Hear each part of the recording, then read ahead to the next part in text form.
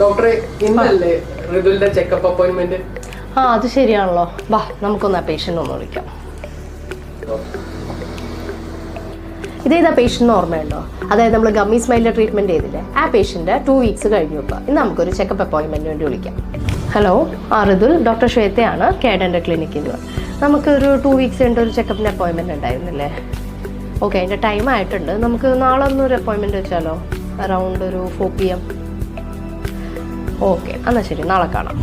Okay, hi Rithul, എങ്ങനെയുണ്ട് നമുക്ക് treatment ചെയ്ത് കഴിഞ്ഞിട്ട്? അതായത് ട്രീറ്റ്മെൻറ്റ് മുന്നും പിന്നും എങ്ങനെയാണ് വ്യത്യാസം മനസ്സിലാവുന്നുണ്ടോ? ഇപ്പോൾ നല്ല വ്യത്യാസം ഡോക്ടറെ. കാരണം എനിക്ക് മുന്നേ അങ്ങനെ സ്മൈൽ ചെയ്യാൻ പറ്റുന്നില്ലായിരുന്നു. പക്ഷെ എനിക്കിപ്പോൾ നല്ല കോൺഫിഡൻ്റ് ആയിട്ട് എനിക്ക് സ്മൈൽ ചെയ്യാൻ പറ്റുന്നുണ്ട്. ഡോക്ടറെ ഒരു കാര്യം കാണിച്ചു തരട്ടെ, ഞാനിങ്ങനെ ഇതുവരെ ചിരിച്ചിട്ട് ഫോട്ടോ എടുത്തിട്ടില്ല.